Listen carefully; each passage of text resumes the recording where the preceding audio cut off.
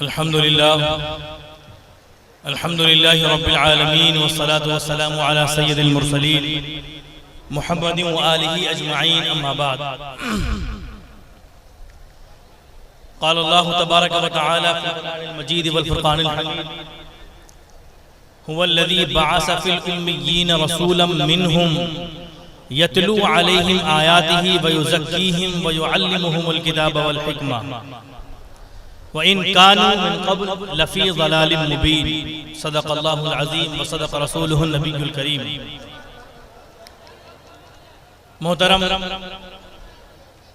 हुज़ूर साहिब सज्जादा-ए खानक़ाह मख़दूम जहाँ शेख शरफ़ुद्दीन यहिया मनेरी क़ुद्दस सिर्रुहुल अज़ीज़, हुज़ूर साहिब सज्जादा-ए खानक़ाह शेखपुरा हज़रत मख़दूम शुएब फ़िरदौसी क़ुद्दस सिर्रुहुल अज़ीज़ और उलमाए धनबाद, उलमाए हिंद, सामिईन, हाज़रीन और नाज़रीन, सामिआत और नाज़िरात, अस्सलामु अलैकुम व रहमतुल्लाहि तआला व बरकातुहू। मोहतरम नक़ीब साहब आप सबसे बयान कर रहे थे और बड़ी मोहब्बत के साथ इस्तक़बाल कर रहे थे हम फ़कीरों का।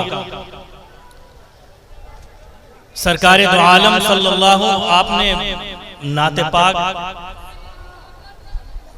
के मुबारक अशार खूब समाज। क्या मसला है बाबू? हेलो, अब तो अदब करो यार, कम से कम हजरत बोल रहे हैं। इनकी जुबान से मेरा ईमान कहता है कि सरकार का फैजान निकल रहा है। अल्लाह के वास्ते जलसे को खराब मत कीजिए, जो जहां है वहीं बैठ जाइए। कैमरे को हटाओ, कैमरे को हटाओ, मोबाइल बंद करो थोड़ी देर यार, हद हो गई शराबत की। बस बस तो मैं ये अर्ज कर रहा था कि आप हजरात बहुत देर से नाते पाक समाज फरमा रहे थे, अपने दिल को साफ कर रहे थे और नाते पाक के अशार पढ़े जा रहे थे, शुआरा नात पढ़ रहे थे।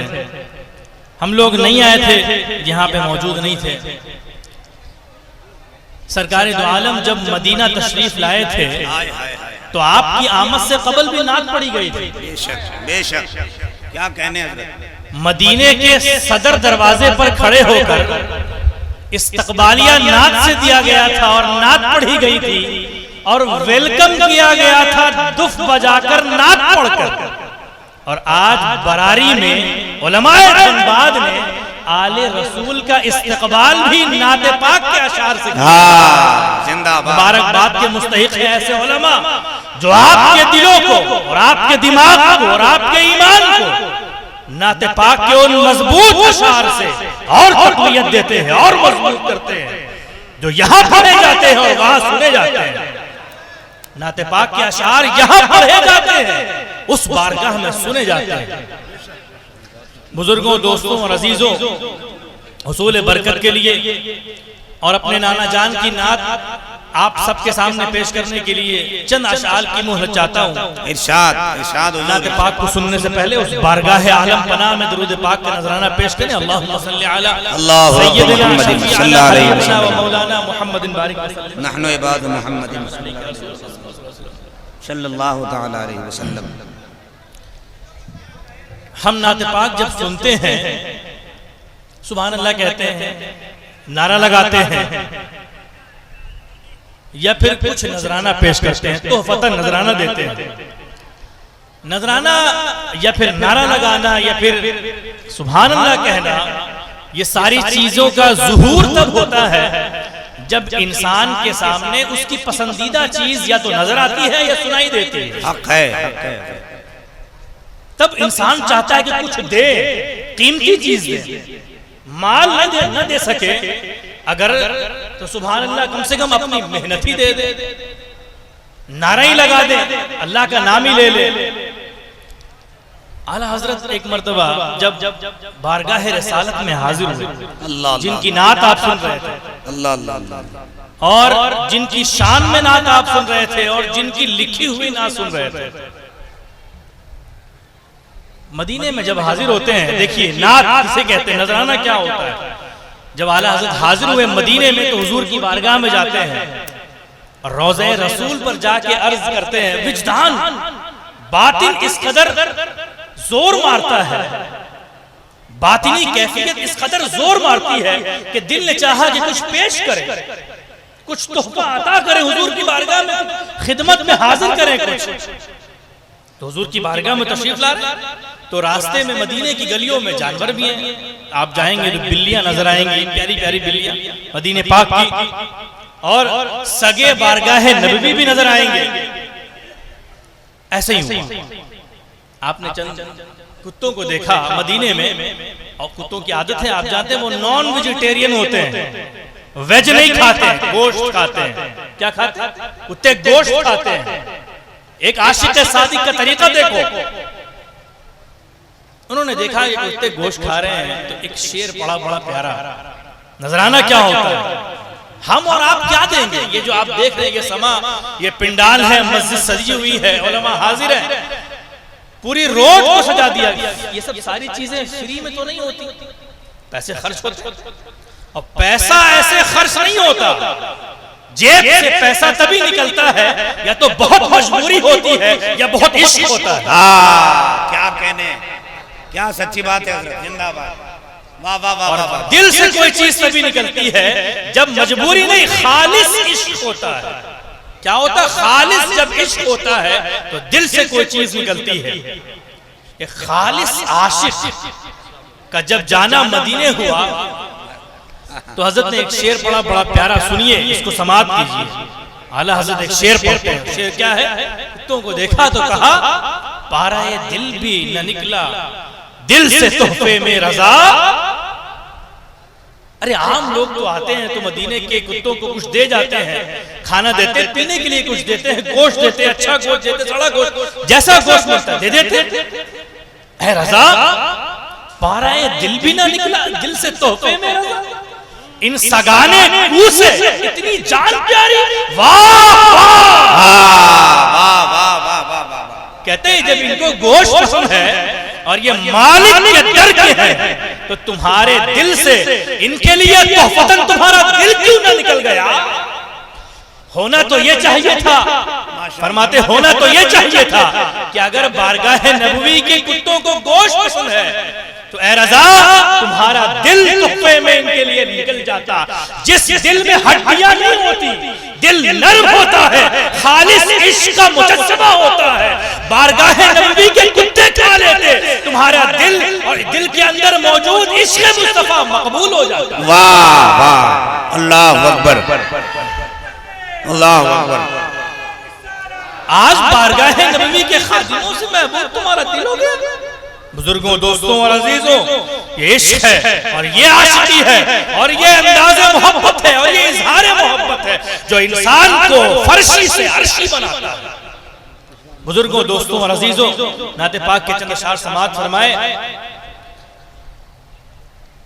अभी इसके बाद कहाँ अर्ज़े मुँह तो की हवस, अभी इसके बाद कहाँ अर्ज़े मुँह दुआ की हवस,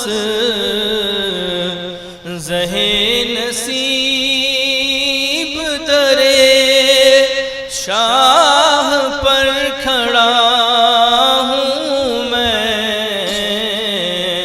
ज़हे नसीब दरे शाह पर खड़ा हूँ मैं। मुझे तमाज़त खुर्शीद हश्र का क्या डर, मुझे तमाज़त खुर्शीद हश्र का क्या डर, कि ज़ेर साये दामान मुस्तफ़ा हूँ मैं। वाह वाह वाह वाह वाह। ज़ेर साये दामान मुस्तफ़ा हूँ मैं। कहाँ ये खाक का ज़र्रा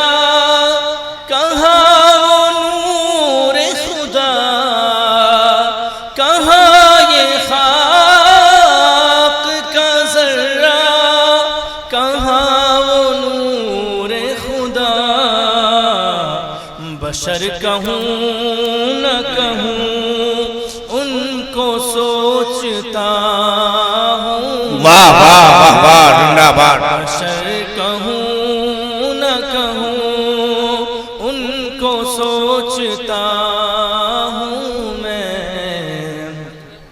रसूल बरकत के लिए नात पाक के जैसा आप चंद अशआर आपने सुन लिए।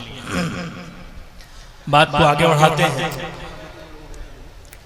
मैंने कुरान पाक की एक आयत आपके सामने तिलावत फरमाई थी। हुवल्लज़ी बअस फिल उम्मिय्यीन रसूलन मिनहुम यतलू अलैहिम आयातिही व युज़क्कीहिम व युअल्लिमुहुमुल किताब वल हिकमा।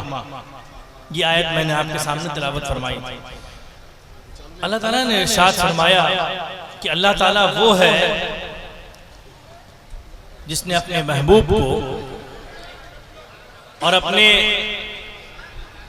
खास बंदे को उम्मीयीन में नाखानदा अफराद के दरमियान रसूल बना के भेजा।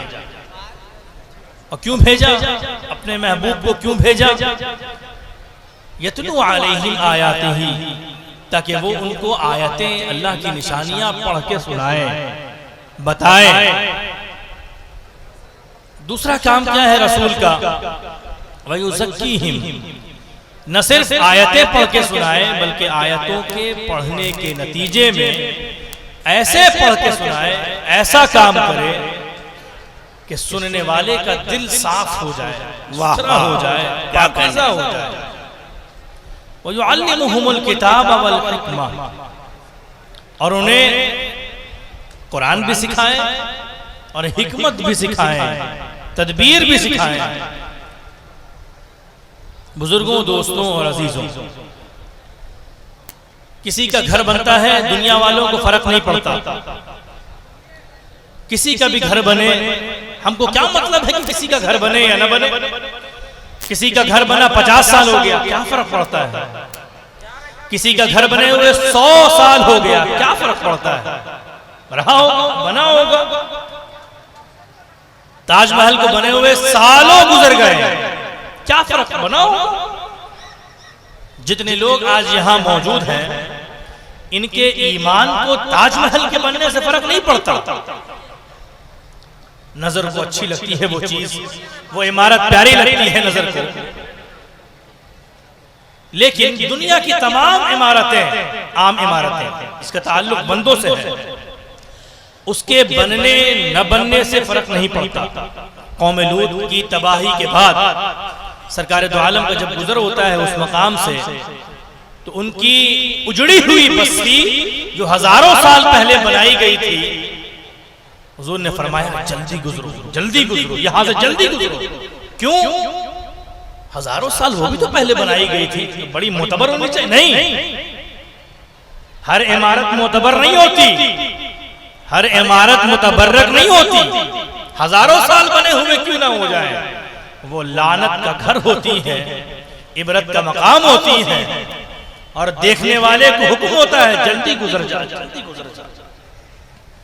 यह आम इमारतों का हाल है। आज मैं तमाम बरारी वालों को, बिलखुसूस यूं तो धनबाद वालों को, झरिया वालों को, पूरे राज्य के तमाम लोगों को जो लोग यहाँ शरीक हैं, और बिलखुसूस अहले बरारी, जलसे बहुत होते हैं, प्रोग्राम बहुत होता है, इस्लाहे मुआशरा कॉन्फ्रेंस बहुत होता है, लेकिन बरारी वालों ने वो काम किया है, और खास तौर से इस कमेटी ने, जो कमेटी मस्जिद की कमेटी है और जो इमाम है इस मस्जिद के, मेहनत करके, मशक्कत करके, पैसा जमा करके, तगोदो करके, खून पसीना बहा के आज उसके घर को सजाया है, उसके घर पे पैसा खर्च किया है, और उसके घर की 100 साला तकरीब को मुनाकिद किया है, जो मेरे, तुम्हारे, हमारे आबा व अजदाद और दुनिया जब से बनी है तब से लेके अब तक तमाम अफराद को घर देने वाला मालिक है। वाह वाह वाह। नारे तकबीर, नारे रिसालत, गौस का दामन, सरकार का दामन, नारे तकबीर। वाह वाह वाह। और आप सबको यहाँ बुलाया है, दावत दे के बुलाया, हुजूम में कसीर है, मेरे भाई यहाँ मौजूद हैं, मेरे बुजुर्ग यहाँ मौजूद हैं, मेरी बहनें भी यहाँ मौजूद हैं। कभी भी ये न समझना कि तुम यूं ही आ गए, आप यूं ही आ गए, आना था आ गए, दावत दी गई आ गए, बुलाया गया आ गए, ऐलान किया गया आ गए, नहीं। हज के लिए तो बहुत ऐलान किया जाता है, क्या हर कोई हज को पहुंच जाता है? नहीं पहुंचता। कभी भी ये ना सोचना कि यूं ही आ गए। मेरी बात तवज्जो से सुनिए, गौर से सुनिए और अपनी किस्मत पर रश कीजिए। मौला अली शेर खुदा अली, आपका तरीका यह था कि जंग में जब कभी दुश्मन से सामना होता तो कभी आप तलवार चलाते तो बीच से अलग कर देते। दुनिया वालों, ये ना समझना कि हमें तलवार चलाना नहीं आता, नहीं, ये ना समझना, हम दो धारी तलवार रखते हैं, जब पकड़ते हैं तो बीच से अलग कर देते हैं। तो हजरत अली का तरीका यह था कि कभी चलाते तो बीच से अलग कर देते, और कभी मौला अली का तरीका यह था कि कभी तलवार उठाते तो उठी हुई तलवार को सामने दुश्मन की जानिब से हटा देते, चलाते।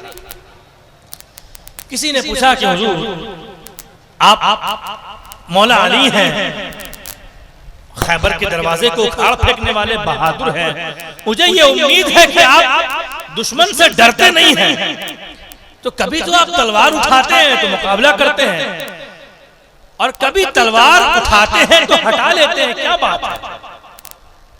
इस बात को तवज्जो से सुनो सब सारे लोग। हजरत अली से किसी ने सवाल किया तो मौला क्या फरमाते हैं, सुनो मौला क्या फरमाते हैं, सुनो।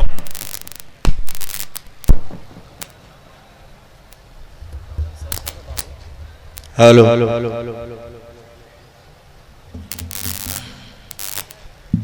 मौला अली क्या फरमाते, सुनो। मौला अली कौन है? होते कहां खलीलो बिना काबाओ मिना, लौलाक वाले साहिबी सब तेरे घर के हैं। और मौला अली कौन है? मौला अली ने वारी तेरी नींद पर नमाज, वो भी असर जो सबसे आला खतर की है। मौला अली वो है।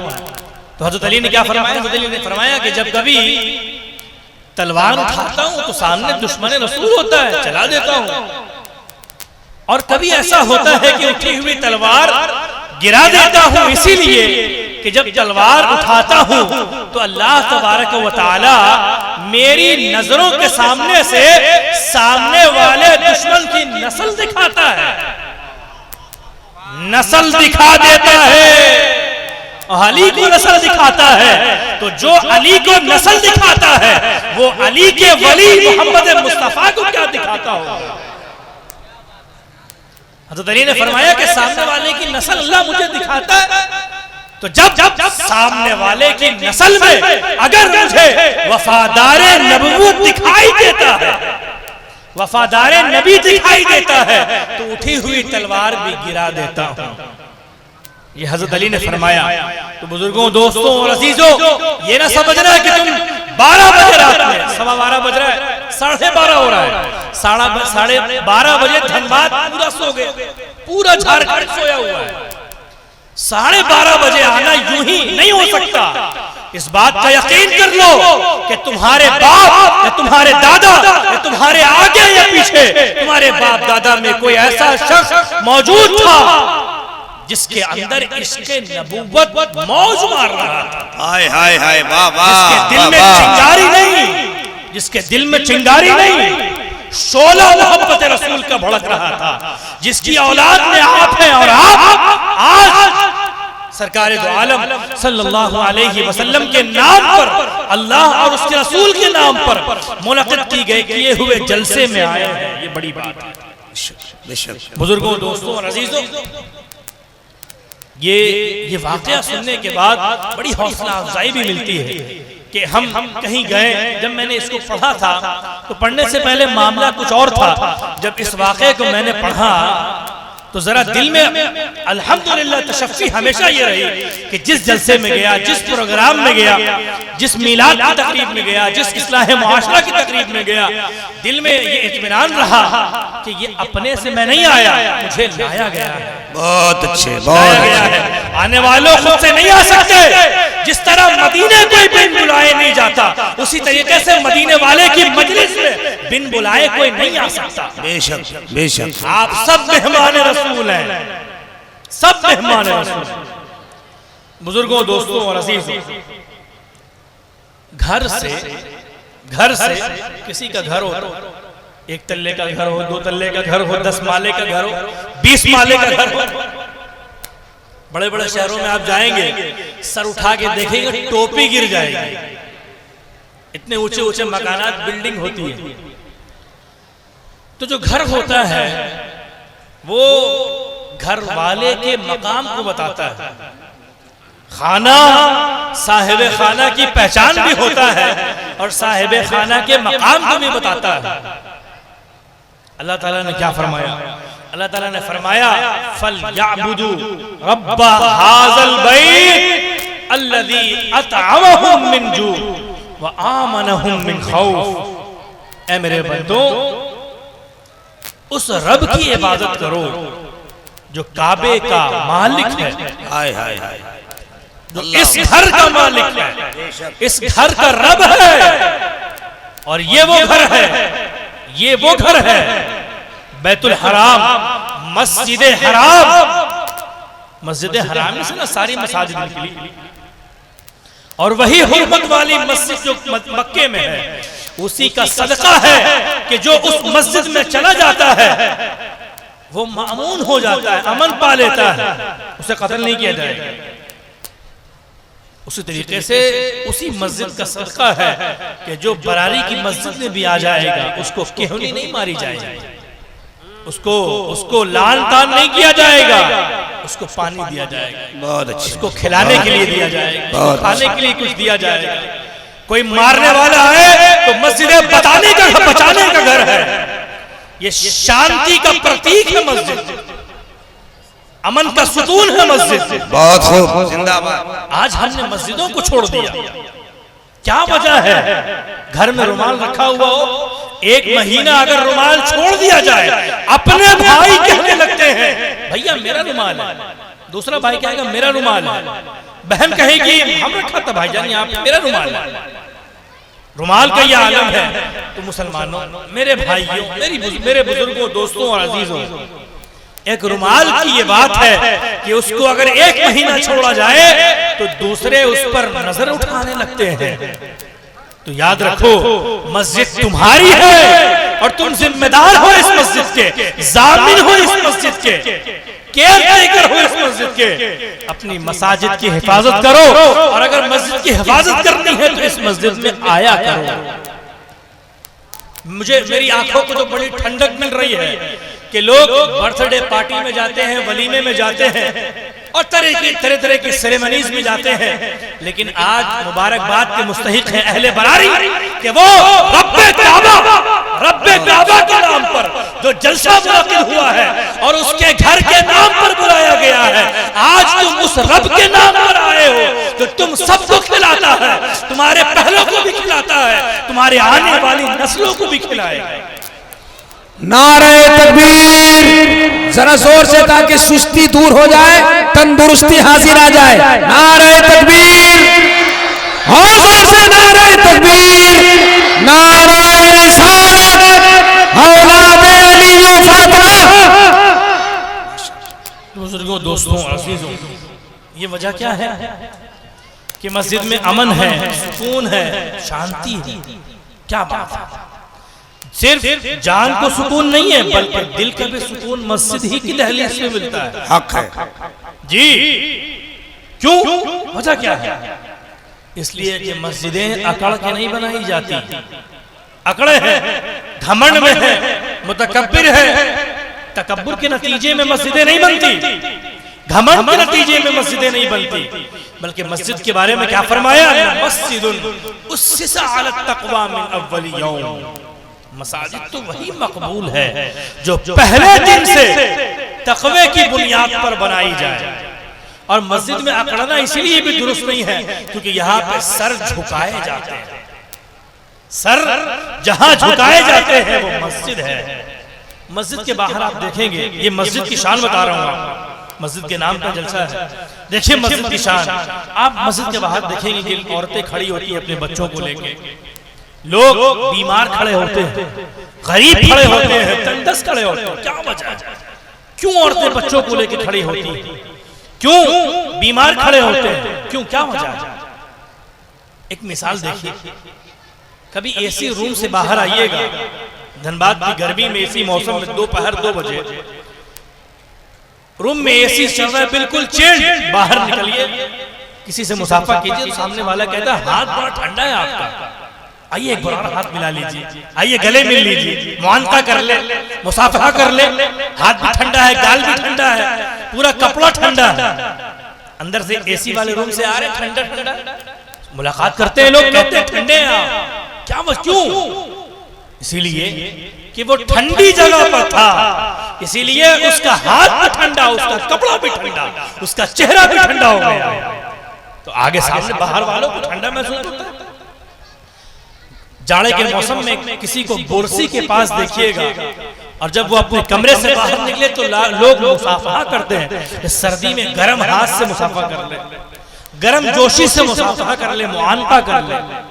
मस्जिद के बाहर जब औरतें खड़ी होती हैं, जब बीमार खड़े होते हैं तो वो इस उम्मीद पर होते हैं, सुनो, वो इस उम्मीद पर होते हैं कि सूरज बनाने वाले परवरदिगार के घर से आ रहा है। दिल जो ठंडा है हमारा, ये दिल की शमा को रोशन करके आया है, आओ इससे अपने बच्चे को फुकवा ले ताकि मेरे बच्चे का मुस्तकबिल गर्म हो जाए, मेरे बच्चे का मुस्तकबिल रोशन हो जाए। जी, बादल बनाने वाले ठंडे मालिक, ठंडे बादल को बनाने वाले मालिक के घर से आ रहा है, उसकी कुर्बत पाके आ रहा है, सजदे में अपने दिल को ठंडा करके आ रहा है। आओ बीमार को फुकवा ले ताकि जो बीमार बुखार से तप रहा है उसका कलेजा भी ठंडा हो जाए, उसका जिस्म भी ठंडा हो जाए। वाह वाह वाह। बुजुर्गों, दोस्तों और अजीजों, माशाअल्लाह, ये मस्जिद जाने वालों और मस्जिद के बाहर खड़े रहने वालों का मकाम है, इसलिए खड़े होते हैं लोग। और जिस इलाके को देखना हो, मैं बिल्कुल एक फार्मूला बता रहा हूं, किसी इलाके में रिश्ता करना, उस इलाके में देखना है कि इस इलाके का माहौल कैसा है, तो उस इलाके की मस्जिद को देखना कि मस्जिद आबाद है कि सुनसान है। क्यों? क्योंकि हुजूर सल्लल्लाहु अलैहि वसल्लम ने फरमाया कि लोगों, जिस जगह की मस्जिद आबाद होती है अल्लाह की रहमत उस शहर पर नाजिल होती है। अपनी मस्जिदों को आबाद करना ये सिर्फ हमारा तरीका नहीं है, बल्कि ये सरकार दो आलम सल्लल्लाहु अलैहि वसल्लम का तरीका है, ये हुजूर के असहाब का तरीका है, ये हुजूर का सलीका है, ये हुजूर का तरीका बताया गया। बुजुर्गों, दोस्तों और अजीजों, मसाजिद में क्या होता है? अल्लाह ताला ने कुरान पाक में इरशाद फरमाया, वसारिउ इला मग़फ़िरतिन मिन रब्बिकुम व जन्नतिन अर्दुहा अस्समावातु वल अर्द उइद्दत लिल मुत्तक़ीन। जल्दी करो, आओ जल्दी आओ। कहां? जन्नत की तरफ आओ, बागात की तरफ आओ, अल्लाह की मग़फ़िरत की तरफ आओ। ये दरवाजा बंद होने वाला है, मौत करीब आने वाली है। न्यूज़ में आप देखेंगे जवान जवान लोग मरे जा रहे हैं, मौत आ जा रही है, किसी को कोई ठिकाना नहीं है कि मौत कब आएगी। अल्लाह ताला ने दुनिया में मस्जिदों को बनाया और बनाने की सबसे बुनियादी वजह यह है कि जब हुजूर सल्लल्लाहु अलैहि वसल्लम ने इरशाद फरमाया कि ऐ परवरदिगार, तूने मुझे मेराज इनायत फरमाई है, मेरे गुलामों का क्या होगा? सुनो, अपने किस्मत पे रश करो। ऐसा नबी पाया, ऐसा नबी पाया है जो हम गुलामों को कभी नहीं छोड़ता, हम गुलामों को कभी नहीं छोड़ता। मूसा अलैहिस्सलाम ने फरमाया, कल्ला इन्ना मई रब्बी सयहदीन, ऐ मेरी कौम, अल्लाह मेरे साथ है और वो मुझे हिदायत देगी। ये मूसा अलैहिस्सलाम ने फरमाया। और आपको मालूम है हुजूर ने उसी के मुकाबले में फरमाया था, ला तखफ ला तहज़न इन्नल्लाह मअना। अबू बकर अल्लाह सिर्फ मेरे साथ नहीं है बल्कि मेरे सदक़े में मेरी तमाम उम्मत के साथ है मेरा परवरदिगार। सुभान अल्लाह, सुभान अल्लाह। और मस्जिद बनाने की बुनियादी वजह सुनो, हुजूर ने फरमाया कि ऐ परवरदिगार, मुझे तूने मेराज जैसे सुकून बख्शी इनायत फरमाई, अपना दीदार इनायत फरमाया, लिखा इनायत फरमाई, कुर्ब इनायत फरमाया। मेरे गुलामों का क्या होगा, मेरे चाहने वालों का क्या होगा, मेरे नाम पर झंडा उठाने वालों का क्या होगा, नारा लगाने वालों का क्या होगा, मेरे औसाफ बयान करने वालों को क्या होगा, मेरे रास्ते पर चलने वालों को क्या होगा, उनको कैसे ये इत्मीनान तमानियत महसूस होगी, इत्मीनान मिलेगा कैसे? तो अल्लाह ताला ने क्या फरमाया? अल्लाह ताला ने फरमाया कि प्यारे महबूब, जिस किसी को मेराज वाला सुकून चाहिए और जिस किसी को इत्मीनान चाहिए अपने दिल में, तुम्हारे अपने गुलामों को कह देना कि वो मेरे घर में आके मेरी नमाज शुरू कर दे, ताकि उनके दिल को भी ठंडक महसूस हो जाए। बुजुर्गों, दोस्तों और अजीजों, एक बुजुर्ग से किसी ने पूछा कि हजरत, इबादत जो हम मस्जिद में कर रहे हैं, ये इबादत पता नहीं कबूल हो रही है या नहीं हो रही है? अल्लाह अल्लाह अल्लाह। कैसे पता चलेगा कि इबादत कबूल हो रही है या फिर इबादत रद्द कर दी गई है? उन्होंने फरमाया कि इबादत करने वाला अगर इबादत करते करते नरम होता जाता हो, अगर इबादत करने के नतीजे में उसका दिल नरम हो गया हो, वो प्यासों के लिए पानी बन गया हो, वो भूखों के लिए खाना बन गया हो, वो यतीमों के लिए सायादार दरख्त बन गया हो, तो समझना कि उसकी इबादत परवरदिगार ने कबूल कर ली है। अल्लाह अल्लाह अल्लाह। और न हजारों इबादत तो इब्लीस ने भी किया था, क्या हुआ? तकब्बुर आया और सारी इबादत रद्द कर दी गई। बेशक। तो बुजुर्गों, दोस्तों और अजीजों, ये अल्लाह का घर है जो सिर्फ न सिर्फ अमन का दर्स देता है, अमन सिखाता है, बल्कि सरकार दो आलम सल्लल्लाहु अलैहि वसल्लम ने भी मसाजिद को इसी साँचे में ढाला है, सिखाया है। एक मर्तबा क्या हुआ, सरकार दो आलम सल्लल्लाहु अलैहि वसल्लम मस्जिद में तशरीफ फरमा है, सहाबा इकराम भी हैं। एक शख्स आया और उसने मस्जिद नबी के कोने में पेशाब कर दिया। मस्जिदों से तुमने क्या सीखा? मस्जिद से सीखना है तो सब्र सीखो, सब्र करना सीखो। इतनी लड़ाइयां हैं माशरे में, इतना झगड़ा है, इतना फसाद है, दूसरे को धोखा देना, दगाबाजी करना, हराम काम करना, फेले हराम का मुर्तकिब होना, शुर्बे हराम का मुर्तकिब होना, अकले हराम का मुर्तकिब होना मुसलमानों में आ गया। शर्म नहीं, एहसास नहीं, दिल बिल्कुल सो चुका है, ईमान बिल्कुल कलील हो चुका है। जब वो शख्स आया उसने पेशाब कर दिया, तो हम जितने भी जज्बाती हो जाए और जितने भी तलवार और जंग की बात कर ले, साहब इकराम तो हमसे ज्यादा ईमान रखने वाले, जोश रखने वाले, हुजूर से मोहब्बत करने वाले और मस्जिद से ज्यादा मोहब्बत करने वाले। साहब इकराम उठे, उसको पकड़ा कि मस्जिद में तुम पेशाब करते, तुमको बताते हैं। हुजूर सल्लल्लाहु अलैहि वसल्लम ने का तरीका देखिए, आप उठते हैं, उसको रोकते हैं और उसको रोकने के बाद फरमाते हैं कि अगर वो नादानी नाअहली कर रहा है तो क्या हम भी नाअहली करें? क्या हम भी नादानी करें? अल्लाह, तो हमारे और उनके दरमियान फर्क क्या होगा?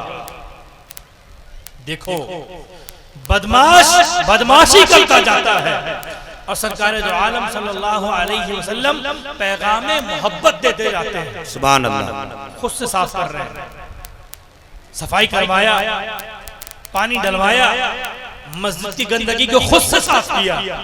सामने वाले ने जब देखा कि कैसे रसूल है, कैसे आदमी है, हम तो गए थे भड़काने के लिए, भड़काऊ भाषण देने के लिए। आज जितने भी भड़काऊ भाषण दिए जा रहे हैं हिंदुस्तान में, आपकी नजरों के सामने है, ये सारे भड़काऊ भाषण ये आज के नए नहीं है। अरे 1400 साल से भड़काऊ भाषण दिए जा रहे हैं, लेकिन इस्लाम को कोई रोक पाया? हजारों भड़काऊ भाषण पैरों तले रोक दिए गए। वाह, भड़काऊ भाषण की क्या हैसियत? मुसलमानों के खिलाफ जितने भड़काऊ भाषण होंगे, ये मुसलमानों के ईमान की आग में घी डालने का काम होता है। उनके ईमान की आग और भड़कती है और भड़कती है और पूरी दुनिया में छा जाती है। मुसलमानों के खिलाफ भड़काऊ भाषण कोई आम बात? अबू जहल भड़काऊ भाषण दे रहा है और मक्के के किसी कोने में अबू लहब दे रहा है और किसी के कोने में उतबा दे रहा है, किसी कोने में शैबा दे रहा है। कोई फर्क पड़ा इस्लाम को? आज पूरी दुनिया में इस्लाम के मानने वाले मुसलमान मौजूद हैं। क्यों मौजूद हैं? क्यों? क्योंकि अल्लाह तबारक व तआला ने फरमाया था कि ऐ महबूब, आप इस उम्मत के आइडियल हैं, ये भड़काऊ भाषण देने वाले नहीं हैं। आप इस उम्मत के आइडियल, जरूरत पड़ेगी तो तलवार भी निकालेंगे, जरूरत पड़ेगी तो जंग भी होगी, लेकिन तरीका सरकार दो आलम सल्लल्लाहु अलैहि वसल्लम का ये है कि हत्तल इम्कान, जहां तक हो सके, जहां तक हो सके मोहब्बत बांटो, मोहब्बत का दर्स दो, प्यार सिखाओ। लेकिन जब गुस्ताखी उरूज पे जाती है तो अल्लाह के रसूल के अंदर तो हया बहुत है, लेकिन अल्लाह तबारक व तआला ने फरमाया कि हम हक बोलने से परहेज नहीं करते। जब गुस्ताखी सर चढ़ने लगती है तो फिर आयत तब्बत यदा भी नाजिल होती है। वाह, आयत तब्बत यदा भी नाजिल होती है और वो रब होकर फरमाता है कि अबू लहब के दोनों हाथ टूट जाए। जब गुस्ताखी बढ़ जाती है तो हजरत उमर भी खड़े होते हैं कि तेरी ये मजाल कि मेरे महबूब को मुनसिफ नहीं मानता, हाकिम नहीं मानता, तेरा सर तन से जुदा करने की जरूरत है। बुजुर्गों, दोस्तों और अजीजों, तो मैं ये अर्ज कर रहा था कि सरकार दो आलम सल्लल्लाहु अलैहि वसल्लम ने पैगाम मोहब्बत दिया, लोगों को मोहब्बत सिखाया, मोहब्बत का दर्स दिया। एक मर्तबा मस्जिद में बैठे हैं, मस्जिद नबी में एक सयाह हबशी से गुफ्तगू फरमा रहे हैं, सहाबी है, सामने से गुफ्तगू हो रही है। सहाबा इकराम ने पूछा, बहुत देर गुफ्तगू के मुख्तसर कर रहा हूँ इस वाक़े को, पूछा कि हुजूर उस काले शख्स में, इस बात को सुनिए, बड़ी प्यारी बात है, हमारे आवाज़ के दरमियान मोहब्बत करने का, इज्जत करने का मेयार कुछ भी हो, विधायक जी आ रहे हैं उनके लिए घर सजाया जाए, बड़े आदमी आ रहे हैं उनके लिए घर सजाया जाए, दामाद बाबू आ रहे हैं घर सजाया जाए। देखिए सरकार दो आलम ने क्या फरमाया। हुजूर से पूछा गया कि हुजूर ये जो सयाह रंग के शख्स बैठे हैं, इनके अंदर ऐसी कौन सी बड़ी बात थी कि हुजूर वाला इतनी देर तक गुफ्तगू फरमा रहे हैं? ये मत समझना कि सहाबा इकराम उनके स्याही रंग से, उनके स्याह रंग से हसद नहीं, बल्कि सहाबा इकराम वो हैं जो बिलाल हबशी को जन्नत की औरतों का, जन्नत की सबसे हसीन औरत का खामद मानते हैं। सहाबा इकराम ने पूछ के हमें सिखा दिया कि देखो, हम पूछ लेते हैं, तुम सीख लेना कि अल्लाह के रसूल के नजदीक महबूब होना काले होने की बुनियाद पर है, गोरे होने की बुनियाद पर है, या किसी और चीज की बुनियाद पर है। हुजूर से पूछा कि हुजूर आपने इतने काले रंग के शख्स को क्यों अहमियत दी? हमारे सामने कोई सयाह रंग का शख्स आता है, हम समझते हैं कि बड़ा गरीब है, डोम होगा, काम करने वाला होगा, रिक्शा चलाने वाला होगा। नहीं, अल्लाह ताला क्या सोचता है ये देखो, रसूलुल्लाह क्या सोचते हैं ये देखो। हुजूर ने फरमाया, पूछने पर कि उस काले शख्स के अंदर ऐसी कौन सी कमाल से चीज थी हुजूर कि हुजूर वाला ने इतना वक्त दिया? तो हुजूर ने क्या फरमाया? हुजूर ने फरमाया कि प्यारो, क्या तुमने उस सयाह शख्स के सफेद दांत नहीं देखे? क्या बात, जो चांद के धब्बों पर नजर नहीं रखता, चांद की रोशनी पर नजर रखता है, उसका नाम है मोहम्मद रसूलुल्लाह सल्लल्लाहु अलैहि वसल्लम। एक मर्तबा एक शख्स है, एक सहाबी है, उन्होंने शराब पी ली थी, साहबा इकराम ने लान तान किया। हुजूर ने फरमाया कि इसको लानत मत करो, ये अल्लाह उसके रसूल से मोहब्बत करने वाला है। प्यारे बुजुर्गों, दोस्तों और अजीजों, हुजूर ने ये वाकया जब रोनुमा हुआ और हदीसी किताबों में दर्ज हुआ, तो साथ ही हमें यह सबक मिलता है कि जो अल्लाह के रसूल का मानने वाला होगा वो पॉजिटिव देखेगा, नेगेटिव नहीं देखेगा। पॉजिटिव देखेगा, नेगेटिव नहीं देखेगा। और फिर जो हुजूर को मानने वाला होगा वो अल्लाह की राह में खूब लुटाएगा। हजरत उस्मान गनी के पास, हुजूर के पास एक मांगने वाला साइल आया, मांगने वाला आया, खैरात लेने वाला आया। हुजूर की बात हो गई, मैंने आपको सीरत रसूल भी बताया, मस्जिद में बैठकर तरीक़ा रसूल भी बताया। अब सुनो उनके सहाबा का तरीक़ा सुनो। जाने सारी फिदाई के सुनो, हम तो 12 बजे रात में आके 1 बजे रात में आके यहाँ सुकून से बैठे हैं, सुकून से बैठे हैं।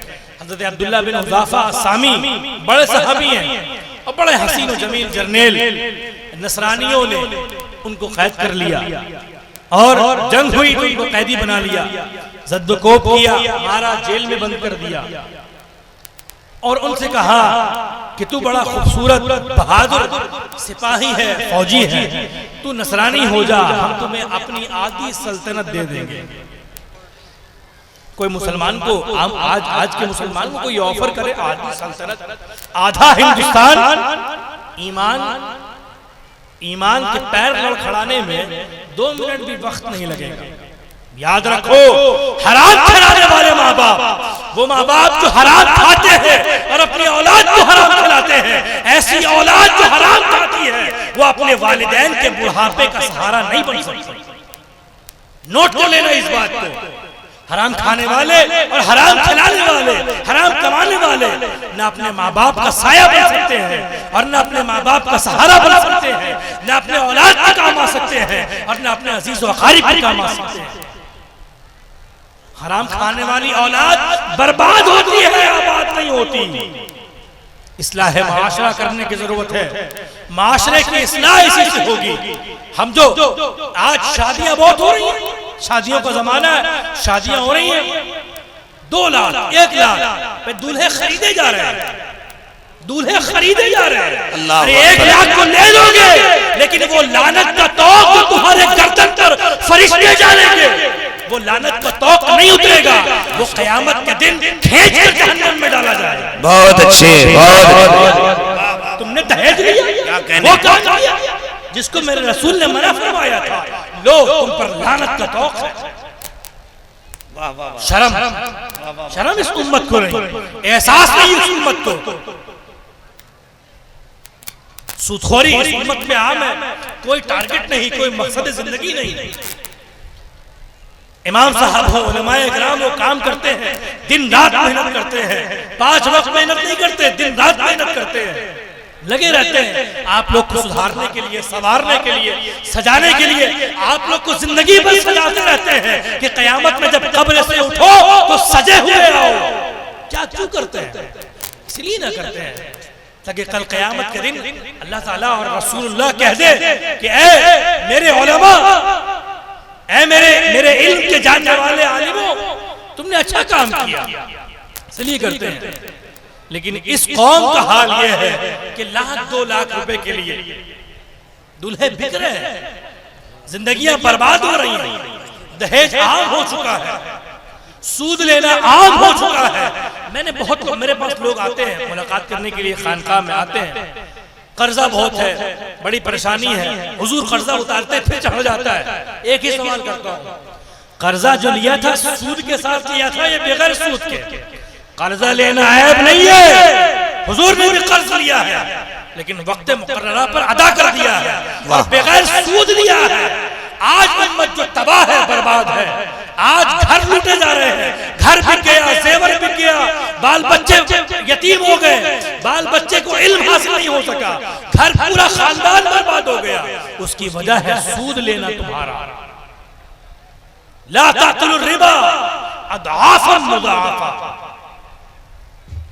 हुजूर ने फरमाया, अल्लाह ताला ने फरमाया कि तुम्हारे ऊपर सूद हराम कर दिया गया, इस चीज से बचो। लेकिन हमारे ईमान की हकीकत तो ये है कि 10 रुपए कहीं से फाजिल मिलने लगे, 10 रुपए अगर जमीन पे गिरा हो पैर से दाब देते हैं उसको, कोई नहीं होता तो उसे उठाते हैं। ये हालत है ईमान की। 5 रुपए का सिक्का गिरा हुआ उसको उठा ले, क्या तरीका है? इस्लाह माशरा करने की जरूरत है, इस्लाह बहुत करने की जरूरत है। तकारीर आप सुनते रहते हैं, लेकिन वो बात जो इस्लाह के ताल्लुक से बयान की जाए उसको सिर्फ सुनने से काम नहीं चलेगा, उस पर अमल करना भी पड़ेगा। मस्जिदों में कसरत करो जाने की, अपनी मस्जिदों को आबाद करो। इस जमाने में एक वाकया आपको सुनाओ। एक ड्राइवर है, वो गाड़ी में बैठा है, गाड़ी अजान का वक्त हो गया, उसने मालिक जरा रेस्टोरेंट में किसी जगह खाने के लिए गया हुआ था। बड़ा प्यारा वाकया, चकचकुचा वाकया, आंखों को खोलने वाला वाकया। और ड्राइवर नमाज पढ़ने के लिए चला गया। गाड़ी चाबी गाड़ी में छोड़ दिया, बॉडीगार्ड थे मालिक के। उसने कहा कि मालिक आएंगे तो गाड़ी में बैठाना, मैं नमाज पढ़ के आता हूँ। मस्जिद में गया, उससे पता नहीं उसको कौन सा इत्मीनान हासिल हुआ, कौन सी तमानियत हासिल हुई, कौन सा ऐसा एहसास अंदर पैदा हुआ कि थोड़ी ताखीर हो गई। लौट के आया, गाड़ी में मालिक सिगरेट पी रहा है, कश लगा रहा है। नाराज होकर झड़क के उसने कहा क्या हुआ, मस्जिद गए थे या कहाँ गए थे, कौन रोक लिया था मस्जिद में? मस्जिद में किसी ने रोक लिया? क्या करने गए थे मस्जिद में, इतनी देर लगा दी तुमने, किसने रोक लिया था मस्जिद में? ड्राइवर भी बड़ा पढ़ा लिखा, उसने क्या कहा सुनो। उसने कहा उसने वो नौकरी की परवाह नहीं की जिसका नतीजा नोट होता है, बल्कि उस नौकरी की परवाह की जिसका नतीजा जन्नत और लिकाए यार होता है।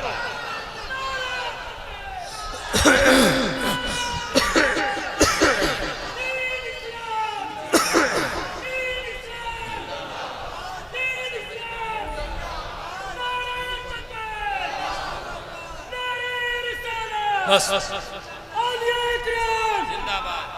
बहुत अच्छे दीवाने, बहुत अच्छे, वाह। जिंदा कौमें अपने आप में चिराग होती हैं, ऐसी रोशन होती है दूर से नजर आ जाती है। उस ड्राइवर ने, मैं अशरफिया अलजामियतुल अशरफिया से मदरसे से वापस आ रहा था तो ट्रेन में मुझे कुछ लोग मिले, मेरे मजहब के नहीं थे। मुझसे उन्होंने कहा मौलाना आप मौलवी साहब हैं? मैंने कहा जी अल्हम्दुलिल्लाह। तो आप लोग जो मदरसे में पढ़ते हैं क्या क्या पढ़ाया जाता है, वहाँ क्या सिखाया जाता है, और वहाँ पैसा कहाँ से आता है? आप लोग पैसा उसे देते हैं क्या, कहाँ से पैसा आता है? आप लोग का पेट कैसे चलता है, आपका घर कैसे चलता है? अल्लाह अल्लाह। मुझसे खुद पूछा किसी ने। मैंने कहा कि आप क्या करते हैं? उसने कहा मैं सरकारी टीचर हूँ, नौकरी करता हूँ। मैंने कहा कि तुम जिसके नौकर हो, चंद साल तुम्हें वो देगा और रिटायरमेंट के बाद लात मार के भगा देगा। हम जिनके नौकर हैं, हम जिनके नौकर हैं, आता है फकीरों में उन्हें प्यार कुछ ऐसा। नारे तकबीर, ज़ुल्फ़े नारे रिसालत, मज़हब इस्लाम, नबी का गुलाम, मुसलमानों में बराई। मैंने कहा कि तुम जिनके नौकर हो, सरकारी नौकरी करते हो, जो तुम थोड़ी सी बात कह दो चंद साल तुम्हें देंगे, लात मार के भगा देंगे।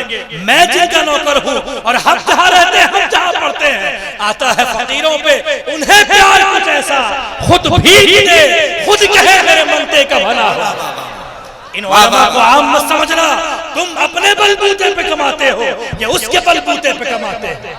तुम अपनी मेहनत के बलबूते पे खाते हो, ये उसकी अकीदे और उनकी नात पढ़ के कमाते हैं, उस पे डिपेंड होकर कमाते हैं। ये कहां से आता है कोई नहीं जानता, किधर से आता है वही जानता है, देने वाले की जात जानता है। तो बुजुर्गों, दोस्तों और अजीजों, सहाबी थे, अब्दुल्ला बिन हुज़ैफा अस्सामी की बात हो रही थी, किरदार की बात हो रही थी, और कैरेक्टर, ईमान के मजबूती की बात हो रही थी। दहेज पर जरूरी बात निकल गई। सुनो अब्दुल्ला बिन हुज़ैफा अस्सामी ने क्या फरमाया। अब्दुल्ला बिन हुज़ैफा अस्सामी का कौल सुनो। नसरानी बादशाह ने कहा आधा मुल्क दे दूंगा, मेरे पास आ जाओ। अब्दुल्ला बिन हुज़ैफा अस्सामी ने फरमाया लौ आतैतनी जमीआ मा तमलिकु व जमीआ मा तमलिकु व जमीआ मुल्के अरबिका मा रजातु अन दीन मुहम्मदिन तुरफत ऐन। ये हदीस के अल्फाज अरबी, अब तर्जुमा सुनो। अब्दुल्ला बिन हुज़ैफा अस्सामी ने फरमाया ये ऐसा ईमान होना चाहिए, ऐसा ईमान होना चाहिए। कैसा ईमान? अब्दुल्ला बिन हुज़ैफा अस्सामी ने फरमाया कि तुम ये बात कहते हो हुज़ैफा का ईमान खरीदना चाहते हो? उज़ाफा अस्सामी का ईमान खरीदना चाहते हो? ऐ नसरानी बादशाह, अगर तू मुझे अपनी आधी सल्तनत क्या पूरी सल्तनत दे दे, फिर पूरी सल्तनत दे दे और पूरा अरब मेरे हवाले कर दे, कभी भी यार के कदमों से और यार के दामन से और यार के दीन से दगाबाजी नहीं कर सकता, गद्दारी नहीं कर सकता।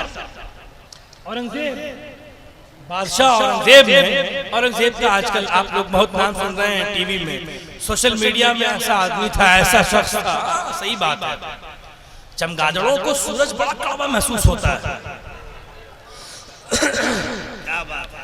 सूरज निकल आया, चमगादड़ ने कहा कि बड़ा खराब है, हम लोग के सुकून में खलल हो रहा है, हम लोग के शांति में भंग हो रहा है, शांति खराब हो गई हमारी, बड़ा आफत हो चुका है। सूरज निकल आया तो क्या सूरज के चमगादड़ों के नतीजे, चमगादड़ों के आंख को आफत होने के लिए, आफत अगर बन जाए, सूरज की रोशनी अगर चमगादड़ के लिए आफत बन जाए, तो भाई ये बताइए कि क्या उसमें सूरज का कसूर है या फिर चमगादड़ों की आंख का कसूर है?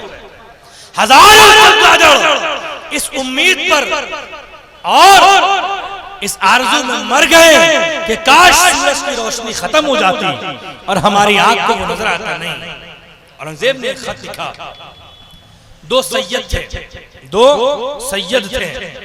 सरकार दो आलम सल्लल्लाहु अलैहि वसल्लम के बारे में हुजूर ने फरमाया, इन्ना अरसलनाका शाहिदन व मुबश्शिरन व नज़ीरा व दाइयन इलल्लाहि बिइज़्निही व सिराजम मुनीरा, कि ऐ मेरे हबीब, हमने आपको आपकी उम्मत पर गवाह बनाकर भेजा।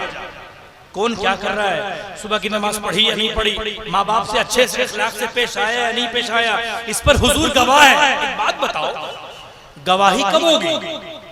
कोर्ट में किसी ऐसे गवाह को लाया जाए, छोटा बच्चा 8 साल का हो और केस 20 साल पहले का हो, तो जज कहेंगे कि ये तो पैदा 8 साल के बाद हुआ है, वाकया 20 साल पहले हुआ है, इसने वाकये को देखा नहीं है, तो गवाह कैसे? गवाह होने के लिए तो तशदीद होना पड़ेगा, ऐनी शाहिद होना पड़ेगा, सामने से देखने वाला होना पड़ेगा। मजे बात, एविडेंस एक्ट है, एविडेंस रूल है, यही कानून शहादत है कि जब तक कोई ऐसा गवाह ना हो जो उसके सामने देखा हो। निकाह में आप देख, 2 गवाह अमेरिका में बैठे नहीं होते, सामने मौजूद होते हैं, निकाह होता हुआ देखते, जब कबूल देखते हैं। अल्लाह ने फरमाया कि ऐ मेरे हबीब, हमने आपको आपकी उम्मत पर ऐसा गवाह बनाकर भेजा कि आपकी जाहिरी हयात अगर से खत्म हो जाए, लेकिन आपकी हयात जाहिरी और बातिनी के साथ मिल जाएगी और आपकी उम्मत के सामने जलवागर हो। वाह वाह वाह, आपकी एक अमल पर नजर है, हमारे एक अमल पे नजर है। इसीलिए अल्लाह ताला ने फरमाया कि हमने आपके तमाम उम्मत पर आपको गवाह बनाकर भेजा। अरे देखेंगे तब ना क़यामत में गवाही देंगे, बिन देखे कौन सी गवाही अल्लाह ताला लेगा? देखेंगे तब ना गवाही लेंगे। हुजूर तो मौजूद नहीं है, तो देखेंगे कैसे? मालूम हुआ कि हुजूर मौजूद है, तुम्हारी आंखों का कसूर है कि तुम नहीं देख सकते क्योंकि वो सूरज है। बुजुर्गों, दोस्तों और अजीजों, फिर अल्लाह ताला ने फरमाया कि ऐ हबीब, हमने आपको डराने वाला ही बनाकर भेजा और बशारत सुनाने वाला, खुशखबरी देने वाला, मोहब्बत बांटने वाला भी बना के भेजा, मोहब्बत बांटने वाला भी बनाकर भेजा। बुजुर्गों, दोस्तों और अजीजों, मस्जिद में हम जाते हैं, सुकून तलाश करते हैं।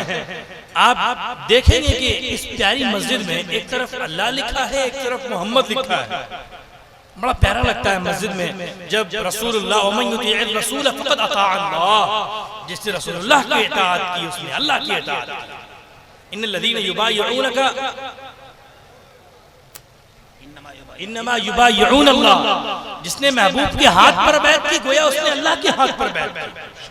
इन्नल्लज़ीना युज़ून अल्लाह व रसूलहु, जिसने अल्लाह को, जिसने रसूलुल्लाह को तकलीफ पहुंचाई उसने अल्लाह को तकलीफ पहुंचाई। मफ़हूम बता रहा हूं। ऐसा संगम है, ऐसी निस्बत है, ऐसा ताल्लुक है अल्लाह उसके रसूल का कि हम समझ नहीं सकते। ये मस्जिद है बरारी की मस्जिद, जहां अल्लाह और उसके रसूल का नाम साथ नजर आता है। बड़ा हसीन लगता है, बड़ा प्यारा लगता है, बड़ा खूबसूरत लगता है। एक मस्जिद और बनाई गई थी मदीने में, आपको मालूम? एक मस्जिद और बनाई गई थी मस्जिद में। जब वो मस्जिद बनाई गई तो हुजूर ने पूछा कि तुमने मस्जिद क़ुबा के मुकाबले में हमने तो मस्जिद बनाई है, तुमने क्यों मस्जिद बनाई? सामने से जवाब आया कि हमने इसीलिए मस्जिद बनाई है, हमको वहां आने में बहुत तकलीफ हो रही है, हमको वहां आने में बड़ी मशक्कत हो रही है और हमने अपने आराम के लिए मस्जिद बनाई है।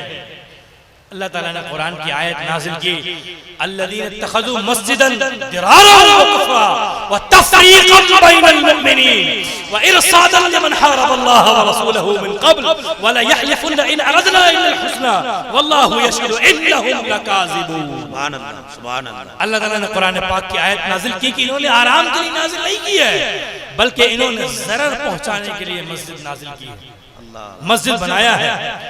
आप देखेंगे सिगरेट के पैकेट पर लिखा जाता है सिगरेट नोशी मुज़िर है, ज़रार उसी से, तकलीफ उसी से है, ज़रार उसी से है।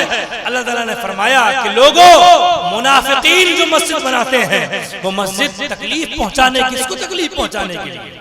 किसको? कभी सोचा है? कुरान की आयत जो नाजिल हुई किसको तकलीफ पहुंचाने के लिए? हुजूर ने फिर फरमाया कि 6 लोगों को 8 लोगों को लेके जाओ, मस्जिद को ढा दो, गिरा दो, और न सिर्फ गिराओ बल्कि आग लगा दो। वजह क्या है? आज वजह सुना के जाता हूं तुम्हें, मस्जिदें दुनिया में बहुत नजर आएंगी, लेकिन मस्जिद वही मस्जिद कामयाब है जिस मस्जिद में ये बात होती हो। अल्लाह ताला ने फरमाया कि ये मस्जिद मुज़िर है, तकलीफ पहुंचाने वाली। किसको तकलीफ पहुंचाने वाली है? मुनाफिकीन किसको तकलीफ पहुंचाते थे? देखो अल्लाह ताला ने क्या फरमाया, वइज़ा क़ील लहुम तआलू इला मा अंज़लल्लाहु व इला रसूल राइतल मुनाफिकीन यसुद्दूना अन्का सुदूदा। ऐ मेरे हबीब, आप मुनाफिकीन को जब देखेंगे कि जब उन्हें कुरान की तरफ बुलाया जाता है, अल्लाह की तरफ बुलाया जाता है, वो दौड़े दौड़े आते हैं इल्लाह व इला रसूल। वइज़ा क़ील लहुम तआलू इला मा अंज़लल्लाह, जब उन्हें अल्लाह की नाजिल करदा किताब की तरफ बुलाया जाता है, अल्लाह की तरफ बुलाया जाता है, वो आते हैं, दौड़े दौड़े आते हैं, कशा कशा चले आते हैं, भागे भागे आते हैं। लेकिन ऐ हबीब, मुनाफिक वो है कि आप उन्हें देखेंगे इला रसूल राइतल मुनाफिकीन यसुद्दूना अन्का सुदूदा, कि जब आपकी तरफ उन्हें बुलाया जाता है, जब आपके कदम मुबारक की तरफ बुलाया जाता है, जब आपके दामने मुबारक को पकड़ने का हुक्म दिया जाता है, जब आपके गुलामी में उन्हें बुलाया जाता है, तो आपके गुलामी उन्हें बड़ी शान गुजरती है, आपका नाम लेना बड़ा शान गुजरता है। तो बुजुर्गों, दोस्तों और अजीजों, अल्लाह ताला ने फरमाया कि ऐ महबूब, जो तुम्हारी बारगाह में आने से कतराए, मेरी बारगाह में आए लेकिन तुम्हारी बारगाह में आने से कतराए, वो मुसलमान नहीं, वो मुनाफिक है। और जो तुम्हारी बारगाह में आने और तुम्हारा नाम लेने से कतराता है, ऐसा शख्स अगर मस्जिद भी बनाता है तो ऐसी मस्जिद को तोड़ डालो, क्योंकि मस्जिद वही मकबूल है, लमस्जिदुन उस्सिसा अला तक़वा मिन अव्वल यौम, जो पहले दिन से महबूब तक़वा की बुनियाद पर बनाई जाए, आपकी मोहब्बत पर बनाई जाए, वो मस्जिद है। खा वो मस्जिद नबवी हो जो खजूर के छालों से बनाई जाए, लकड़ियों से बनाई जाए, पत्ते उसके छत हो और उसकी जमीन मिट्टी की हो, वो मकबूल है। लेकिन वो मस्जिद मकबूल नहीं है जो अल्लाह उसके रसूल की गुस्ताखी के लिए बनाई गई।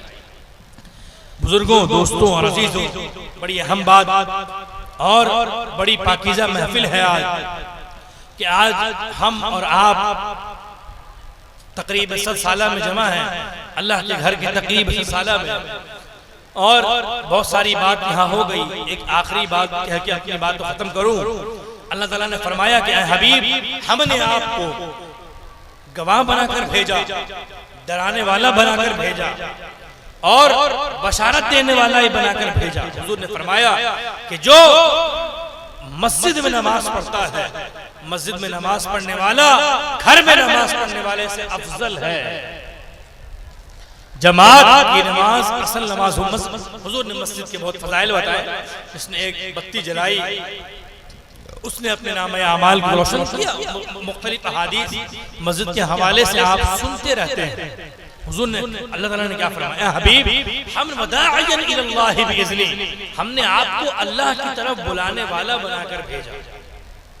ये आखिरी टुकड़ा बड़ा प्यारा है। तौहीद की बात हो गई, रिसालत की बात हो गई। अब जरा अल्लाह के दोस्तों विलायत की भी बात हो जाए। विलायत के बगैर रिसालत और तौहीद समझ में नहीं आ सकती। अल्लाह की तरफ बुलाने वाला बनाकर भेजा, अल्लाह की तरफ हुजूर ने लोगों को बुलाया, इस्लाम का ग्रोथ हुआ। सरकार दो आलम की बेसत के चंद साल के बाद, चंद ही 30 साल के बाद 3 बर्रे आज़म में इस्लामी हुकूमत फैल चुकी थी। एशिया तक इस्लामी हुकूमत आ गई, अफ्रीका तक इस्लामी हुकूमत आ गई, पूरा अरब मुसलमान हो गया था। मामूली बात नहीं है। दावत देना, और दावत भी कैसे? मौइज़े हसना, तकरीर हिकमत के साथ होनी चाहिए, हिकमत के साथ होनी चाहिए। हिकमत के साथ जिसने तबलीग किया, जिसने दावत दिया, जिसने लोगों को अल्लाह की तरफ बुलाया, उसमें मेरी नजर में सरे फहरिस्त नाम जिनकी बारगाह से इस फकीर को होने का शरफ हासिल है, हजरत मखदूम जहां शेख शरफुद्दीन यहिया मनेरी। एक मर्तबा बड़ा प्यारा वाकया है दावत के हवाले से। आप सब दावत दे सकते हैं, अल्लाह की तरफ लोगों को बुला सकते हैं।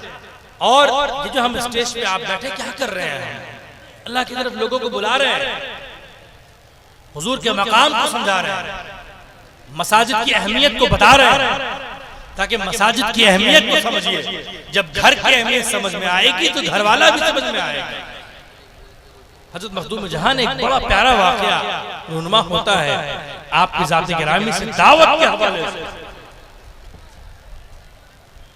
मस्जिद में एक इमाम साहब नमाज पढ़ा रहे हैं।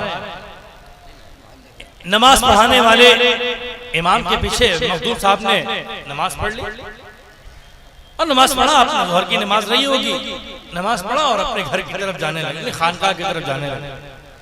एक शख्स पीछे से दौड़ के आया और उसने कहा कि हजरत, हुजूर, जिसके पीछे आपने नमाज पढ़ी थी शराबी है, शराब पीता है, दिन भर शराब में धुत रहता है, आपने शराबी के पीछे नमाज पढ़ ली। हम होते और आप होते बड़े गुस्सा होते, नाराज होते, चीखते चिल्लाते, फतवा देते, नमाज दोहराते, अपनी तौबा पढ़ते, इस्तिग़फ़ार पढ़ते। मखदूम साहब ने क्या फरमाया? मखदूम साहब ने फरमाया कि अरे ज़ुहर की नमाज पढ़ी है, दिन में नहीं पीता होगा, तन्हाई में पीता, दिन में नहीं पीता होगा। क्या क्या आगे बढ़ गया। फिर वो शख्स आया, उसने आके कहा कि हुजूर दिन में भी पीता है वो शख्स। मखदूम साहब ने फरमाया कि अच्छा दिन में भी पीता है तो रमजान में नहीं पीता होगा। क्या फरमाया? रमजान में नहीं पीता होगा। कह के आगे बढ़ गए। सोचा लोगों ने, आए इमाम साहब और आके कहा, उस शख्स इमाम ने गांव में आके कि तुम बड़े मुफ्ती कहते थे उनको, बड़े आलिम कहते थे उनको, और बड़े मुत्तकी परहेजगार शख्स कहते थे उनको तो ये भी नहीं पता कि शराब पीने वाले के पीछे इमामत नहीं होती, फासिके मौलिन है वो, खुला फिस्क करने वाला गुनहगार है।